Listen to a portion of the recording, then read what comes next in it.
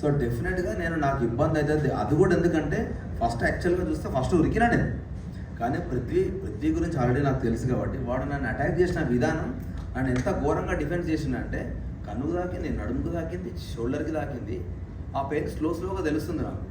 So నేను ఇంకా అటాకింగ్కి వెళ్ళినా అంటే వాళ్ళు ఫస్ట్ టార్గెట్ నన్నే పెట్టుకున్నారు. అది ముందే తెలిసింది వాళ్ళు నా బండరా ఫస్ట్ అని. సో నాకు తెలిసినప్పుడు నేను వెళ్తే మళ్ళీ ఇంకెక్కువ అటాక్ చేస్తారు. సో నేను ఎక్కువ డ్యామేజ్ చేసుకోదలుచుకోలేదు. నెక్స్ట్ ఇంకా టాస్కులు ఉంటాయేమో, అండ్ ఇంకోటి ఆ టాస్క్ 2 రోజులు అవుతుందని కూడా ఎక్స్పెక్ట్ చేయలేదు నేను. 1 డే అవుతుందేమో, అయిన తర్వాత మనకి ఇంకేమైనా ఆప్షన్ ఉంటే చేద్దామని అనుకున్నా.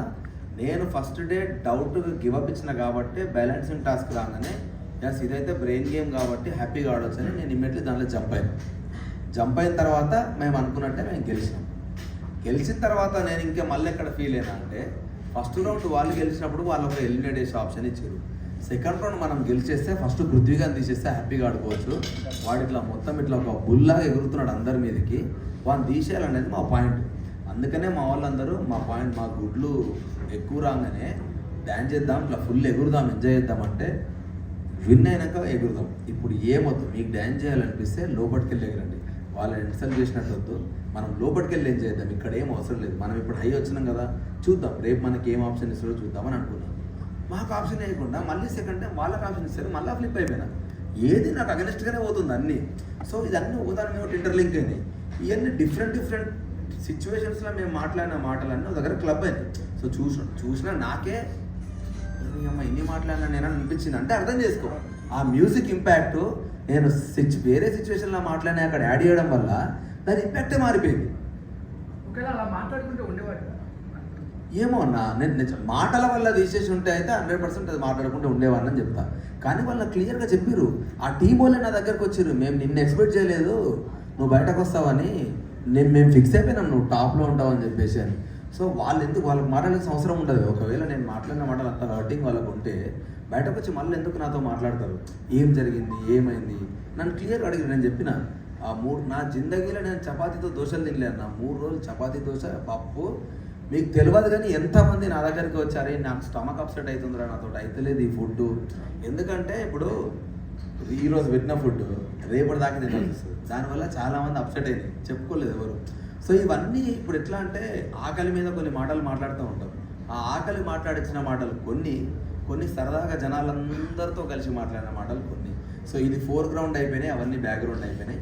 ఈ ఎఫెక్ట్ అంతా వాటన్నిటికీ ఆడాలి. సార్ ఈ టాస్క్ లో రష్మిక కూడా ప్రేరణ ప్రాణం పెట్టి ఆడేటప్పుడు మీరు ఎక్స్ ని సేవ్ చేయకుండా కిరాక్ సీతాకి ఇవ్వడం ఎంతవరకు కరెక్ట్ అండి? కిరాక్ సీతాకి నేను ఇవ్వలేదు. ఎందుకు కిరాక్ సీత దగ్గర నేను ఎందుకు గివ్ అప్ చేసిన అంటే యాజ్ అ చీఫ్ ఇద్దరం నేను నిఖిల్ మాట్లాడుకున్నాం, ఇట్లా గేమ్ వద్దు, ఏమున్నా అక్కడ ఆడుకోండి. ఎందుకంటే ఫస్ట్ నిఖిలే నా దగ్గరికి వచ్చి మా బాడీ పెయిన్స్ ఘోరంగా ఉన్నాయరా, అవ్వట్లేదు నాతోటి, జర చూసి ఆడుకుందాంరా అన్నాడు. నేను అన్నా మీరేం కొట్లాడ పెట్టుకున్నా అక్కడ మాట్లాడుకోండి మామ, ఇక్కడికి వచ్చిన తర్వాత వదిలేద్దాం, అక్కడ ఎంతనన్నా ఫైట్ చేసుకోండి మామ, దాన్ని బట్టి మనకు క్లారిటీ ఉంటుంది ఎంతవరకు ఆడాలని. ఇద్దరం మాట్లాడుకున్న తర్వాత ఓకే అన్నారు కాబట్టి నేను సైలెంట్ అయినా.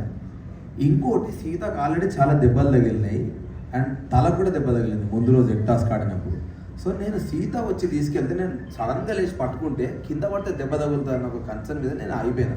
అండ్ ఇంకోటి మేము ఆల్రెడీ మాట్లాడుకున్నాం. సో నేను ఏం ఎక్స్పెక్ట్ చేసిన అంటే నిఖిల్ గారు వచ్చి మేము ఆల్రెడీ మాట్లాడుకున్నాము వద్దురా అని వాడు వచ్చి అన్నాడు కూడా, మనం మాట్లాడుకున్నాం వాళ్ళ ఎక్స్ వాళ్ళకి ఇద్దామని.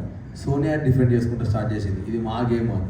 ఇక అడ్డంగా వితండవాదం చేస్తే నేను ఏం చేయలేను. యాజ్ ఎ చీఫ్ మాట్లాడుకున్నప్పుడు ఆ రూల్ ఒకటి వెళ్ళాలి. మీరు నిన్న అంత దాకా వచ్చిన వాడు మళ్ళీ ఎక్స్ ఇస్తా అన్న వాడు సడన్గా నిన్న మీరు ఆడారు కదా ఈరోజు మేము ఆడతామనంటే ఇక ఇంకేం మాట్లాడతాను నేను దానికి.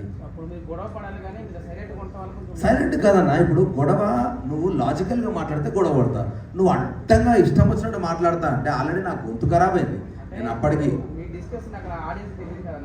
నేను అదే చెప్తున్నా, అందుకే అంటున్నా యాక్చువల్గా ఇప్పుడు ఆడియన్స్ మిస్టేక్ అని అంటే ఏంటంటే ఆడియన్స్ వాళ్ళకి ఎంతవరకు చూపిరో అదే చేస్తారు. సింప్లెస్ట్ ఎగ్జాంపుల్, బయటకు వచ్చిన తర్వాత ఫస్ట్ నా వైఫ్ అడిగింది ఏం తెలుసా, నువ్వు సీతను ఎందుకు తిట్టినావు, సీత నీ మీద హర్ట్ అయింది, పెద్ద గొడవ అయింది కదా అని అన్నది.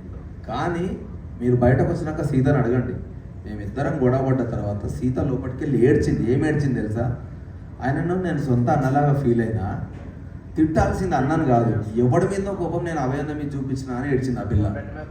ఎవడి మీదో చూపించాల్సిన కోపం అన్న మీద చూపించినా అని ఏడ్చింది తప్ప నేను తిట్టినా అన్నది కాదు. నేను కూడా బయటకి వెళ్ళి ఆదిత్యానతో నా చెల్లెలాగా ఫీల్ అయినా అన్నదాన్ని నేను అది కూడా ఎందుకంటే నేను యష్మి మన ప్లేట్స్ మనం కడగొద్దన్నప్పుడు కూడా నేను సైలెంట్గా నా ప్లేట్లు నేను కడుక్కుంటూ పోయడం ఎందుకు వాళ్ళకి ఇబ్బంది పెట్టాలని ఇంటెన్షన్గా. అలాంటి నా గురించి తెలిసి కూడా సీత నన్ను ఎట్లంటది, అది అన్న అన్నది కానీ జస్ట్ నా ఫీలింగ్స్ దానికి అర్థం కాలేదని నేను ఫీల్ అయినా. ఆ రోజు మాట్లాడదామని ట్రై చేసిన, కానీ ఒక మనిషి ఏడ్చి నీతో మాట్లాడడానికి రెడీగా లేనప్పుడు మనం మాట్లాడకూడదు, అది ఇంకా వరస్ట్గా వెళ్తుంది. సో నేను విష్ణుప్రియని అడిగిన, ఆదిత్య అని అడిగిన సీతతో మాట్లాడడానికి. ఆమె రెడీ ఉన్నాక వస్తుంది అంటే వెయిట్ చేసిన, నెక్స్ట్ డే ఈవినింగ్ దాకా వెయిట్ చేసినాక అన్న మాట్లాడదామా అన్నది. పక్క తీసుకెళ్ళిన రాబేట అని. పక్క తీసుకెళ్ళిన తర్వాత అంతకుముందు అభయ్ గారు అన్నది, నువ్వు అభయ్ గారు అని పిలుచుంటే జీతాలో మాట్లాడుకుంటాను నేను నువ్వు అన్న అన్న కాబట్టి వచ్చిన బెట అంటే చెప్పన్నా అని, సారీ అన్న అని హక్ చేసుకున్నాక, లేదు బెట నేను కూడా మా చెల్లెతో నేను మాట్లాడేటప్పుడు సరదాగా మాట్లాడతా, కొన్ని దమాక్ లేదా మెంటల్గానో అనేది ఎట్లా అంటే ఛాయ్ దగ్గర మాట్లాడుతుంటే చాలా ఊతపదాలు కొన్ని వచ్చేస్తాయి. ఆ ఊతపదాలు ఎట్లుంటాయంటే ఇప్పుడు కొన్నిసార్లు ఎరా ముండా అని మాట్లాడతారు, అది నా సైడ్ చాలా ముండా అంటే అనిపిస్తుంది, కానీ కొన్నిసార్లు చాలా నార్మల్ పదం అది. సో ఇటు సైడ్ నాకు చాలా నార్మల్ పదాలు, కానీ అది సీతకు తెలియదు, కానీ అది నేను అన్నది కూడా ఫీల్ కాలే. ఆ బాండింగ్ మా ఇద్దరికి ఏర్పడ్డది లక్కీది. సో నేను సీతతో అదే చెప్పిన. ఆ తర్వాత మళ్ళీ ఇష్యూ కాలేదు. కానీ ఇక్కడ ఏం చేసిరంట, అంటే రెడ్ కార్డ్ ఇచ్చేసి మిమ్మల్ని తరిమేశారు కదా, బిగ్ బాస్ మీద నాకేం ఒపీనియన్ లేదు. లేదంటే కావాలనే పాయింట్ అవుట్ చేసి మరి తరిమేశారు అనుకో. పాయింట్ అవుట్ చేసిరనైతే నేను ఫీల్ అయినా హానెస్ట్గా. ఎందుకనంటే ఇప్పుడు ఏదైనా రూల్ తప్పినాం అనుకో అన్న, బిగ్ బాస్ నుంచి వార్నింగ్ వస్తుంది, మీరు రూల్ తప్పుతున్నారు జాగ్రత్త అని వార్నింగ్ వస్తుంది బిగ్ బాస్ నుంచి. నా విషయంలో ఒక్కసారి కూడా రాలేదు. రానప్పుడు పక్క వాళ్ళందరూ చాపి నువ్వే అంటే గుమ్మడికాయ దొంగ అంటే నేను ఎందుకు గుజాలు అనుకుంటావు. నేను తప్పు చేస్తే డైరెక్ట్ చెప్తారు కదా వాళ్ళు, బిగ్ బాస్ చెప్తాడు. ఉత్తా నేను టేబుల్ మీద తబలా కొడుతుంటే అబ్బాయి మీరు చేసే పని తక్షణమే ఆపేయండి అన్న క్యాండిడేట్ నేను బిగ్ బాస్ గురించి మాట్లాడుతున్నప్పుడు ఆయన అనడప్పుడు నేను ఏమనుకుంటా, వాళ్ళు అన్ని పిచ్చాలు ఇట్లా ఎడ్ తీసుకుంటారు. ఇప్పుడు వాళ్ళు ఏంది, మన పేషెన్సీ టెస్ట్ అక్కడ. వీడు టంగ్ లూజ్ అవుతున్నాడు అని అనుకుంటారు, కానీ వీడు నన్ను తిడుతున్నాడు ఎందుకు అనుకుంటారు అని చెప్పి నేను ఆబ్వియస్లీ అనుకుంటాను. ఎందుకంటే నేను కన్ఫెషన్ రూమ్కి వెళ్తాను చాలాసార్లు అడిగిన. అందరూ సోనియా ట్రాప్ లో ఇరుక్కుంటారని చెప్పి ఆడియన్స్ నెగిటివిటీ గా వస్తున్నారు, మీకు అలా అనిపిస్తుందా లోపల? అంటే మీరు గేమ్ ఆపేయడానికి కూడా రీజన్ సోనియాయే కదా ఒక రకంగా. ఏ గేమ్? బెలూన్ స్టార్స్ ఏదైతే ఉందో లేదు నేను ఆపేయలే. మీరు ఎఫెక్ట్ అయ్యారు. ఓ లేదు నేను ఆపేయలేరా. నేను ఎందుకంటే డే 1 నుంచి చిన్న పదాలు ఎత్తుక్కొని ఈ పదాలే మా స్ట్రాటజీ అని మాట్లాడేవాళ్ళు. సరే బిడ్డ మరి నా స్ట్రాటజీ కూడా నాకున్నదని నేను అన్నా. క్లియర్, నేను రూల్ గురించే ఫైట్ చేస్తున్నాడా. వాడు బయటకు వెళ్తే లోపలికి రావాల్సిన బాధ్యత సంచాలకుది. నేను సంచాలక్ పిలవగానే రావాలని లేదు, అవి వాళ్ళు మాట్లాడినే. శరీరం అంటే ఫుల్ బాడీ అని నేను అనుకుంటే తలకాయ ఒకటే అని వాళ్ళు ఎట్లా అనుకున్నారో, వాడు బయటకు వెళ్ళినప్పుడు లోపలికి రావాలి అని అంటే తీసుకురావాల్సిన బాధ్యత సంచాలకుది. అంతకుముందు సంచాలక్ ఏం చేస్తారు జనరల్గా, వాడు రూల్ అన్నప్పుడు ఇప్పుడు ఎంపైర్ ఉన్నాడు, నేను లైన్ బయట చుట్టూ ఏమంటాడు, నువ్వు లోపలికి వచ్చినాక గేమ్ కంటిన్యూ చేస్తా అంటాడు. నువ్వు మధ్యలోకి వచ్చినాక నేను చేస్తా అంటే నీ మాట నేను ఎందుకు ఇంటా, నేను బరాబరేనా. ఇప్పుడు ఆమె వింటదా వేరే సంచాలక్ అయితే అడ్డంగా వాదిస్తుంది. ఫుల్ మ్యానిపులేటింగ్ అంటే నేను ఏమంటా తెలుసా, ఇప్పుడు వినటోడికి గుర్రలేదంట కరెక్ట్గా. నువ్వు ఎందుకు మ్యానిపులేట్ అవుతావు పోయి, నీ అమ్మ నీకు 25 ఏళ్ళు దాటి ఉన్న వాళ్ళు అందరూ ఉన్నారు, నువ్వు మ్యానిపులేట్ ఎందుకు అవుతావు. నేను అందుకే మ్యానిపులేట్ అవుతున్నావు అనుకున్న వాళ్ళందరితో మాట్లాడిన. నేను నిఖిల్కి చెప్పిన, మిగతా వాళ్ళందరికీ చెప్పిన, సీతుకు కూడా కొన్ని చెప్పిన. నాకు చెప్పాలనిపించినాయని మస్తు మాట్లాడతారు. వాడి మాటలు ఏంటి, నువ్వెందుకు చేంజ్ అవుతావు అన్నది నా పాయింట్. బిగ్ బాస్ హౌస్ లో మణికంఠ జెన్యూనా ఫేకా సార్? మణికంఠ నిజంగా హౌస్లో మోస్ట్ టిపికల్ పర్సన్, హానెస్ట్గా చెప్తున్నాను. ఎందుకంటే మనకంటే అర్థమయ్యాడా మీకు? అంటే ఒకటి చెప్తా, మణికంఠ సిచ్యువేషన్ బట్టి మాటలు మారుస్తుందని నాకు అనిపించింది హానెస్ట్గా. నేను హౌస్లో ఉన్నప్పుడు అంటే నేను ఎగ్జాక్ట్లీ బయటకు వచ్చే ముందే జరిగింది అది, కొంచెం కొన్ని జరిగినాయి. ఇప్పుడు అది ఎట్లా అంటే అది ఫుల్ కెమెరాతో మాట్లాడుతూ ఉంటాడు వాడు, వెళ్ళి గంటలు అది 100% స్ట్రాటజీ అన్న. ఫస్ట్ వీక్ వెళ్ళిపోవాల్సినాడు. నేను ఒక పాయింట్ ట్రిగర్ చేస్తే వాడు బయటకు వచ్చి అన్నాడు, నువ్వు అడిగిన క్వశ్చన్కి నా దగ్గర ఆన్సర్ లేదు, అందుకే నేను గివ్ అప్ ఇచ్చేసిన డిస్కషన్స్లా. అప్పుడే నాకు అర్థమైంది నువ్వు పాయింట్ టు పాయింట్ మాట్లాడతావని, నా ఎమోషన్స్ కంట్రోల్ చేసుకుంటా అని అన్నాడు. ఫస్ట్ వీక్ అంత ఘోరంగా ఫ్లక్చువేట్ అయిన ఒక person, second week done one flip అయిపోతే ఇడు అమ్మాయి 1 వీక్లో ఎట్లా మారిండ్రా అని ఒక షాక్లో ఉన్నా. మారితే మంచిదే కదా అని కూడా అనుకున్నా.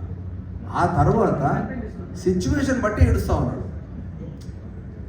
నాకు ఎందుకు నేను అనుకున్నా అంటే, ప్రతిసారి నా వైఫ్ నా పాప అంటాడు. నేను 5 వారాలు ఉంటే చాలన్నా నా టార్గెట్ సేఫ్, నా పాప నా దగ్గరికి వస్తుంది అని అన్నాడు. వీడికి ఎన్ని ఫైనాన్షియల్ ప్రాబ్లమ్స్ ఉన్నాయో ఏమో అనుకుని ఆగిన. ఆ పాయింట్ మీద స్టిక్ ఆన్ అంటే నాకు వాడి మీద డౌట్ రాకపోయేది. సడన్గా ఎగ్టాస్లో పోయి మూల కూర్చొని ఏడుస్తా ఉన్నాడు. ఎందుకు కప్పుకి వెళ్ళి ఈ మొన్న కదా నువ్వు 5 వారాలు ఉన్నావు కప్పుకి ఎట్లా వెళ్ళిపోయినావు నువ్వు. సో ఏది నమ్మాలన్నా. సో అందుకనే నేను వాడి మీద ఫ్లిప్ అయిపోయాను. వీడు ఖచ్చితంగా హానెస్ట్గా ఆడుతలేడు అని నాకు అనిపించింది. అండ్ ఇంకోటి మణికంఠ మీద 2 అలిగేషన్ల వల్ల నేను ఇంకా ఎక్కువ ఫీల్ అయినా. వాని క్యారెక్టర్ దాన్ని ఏమంటారు పదం కరెక్ట్ చెప్పాలంటే, 2 అమ్మాయిలు ఎమోషనల్గా నన్ను మోసం చేసిండు అని అంటారు. అది చాలా బాధాకరమైన మాట. 2 అమ్మాయిలు సేమ్ పాయింట్ రేస్ చేసారు, నువ్వు ఫీలింగ్స్తో ఆడుకొని పాయింట్లు తీస్తున్నావని. సో అది నాకు చాలాసార్లు నాకు కూడా అనిపించింది. ఎక్స్పెషల్లీ అది దోష అది క్లియర్గా చూపించిండు నాకు సార్. ఆడ ఏం లేదు, ఇటు పుల్ల పెట్టిండు ఇటు పెట్రోల్ వేసిండు. సో అట్లా ఉండడం రాదని నాకు అనిపించింది. సో అట్లీస్ట్ నాకు ఇంకొకటే ఒక ఆప్షన్ ఏముండే అంటే, వెళ్ళిపోతున్నప్పుడు వానికి బ్లాక్ రోజ్ ఇచ్చి మనకంటే ఆ దోష ఉంది చూసిన అట్లాంటి సిచ్యువేషన్ అవాయిడ్ చేయాలి. ఇంక ఇది ఒకటే నీకు నేను ఇచ్చే సజెషన్ అని బయటకు వచ్చేసిన అంతే.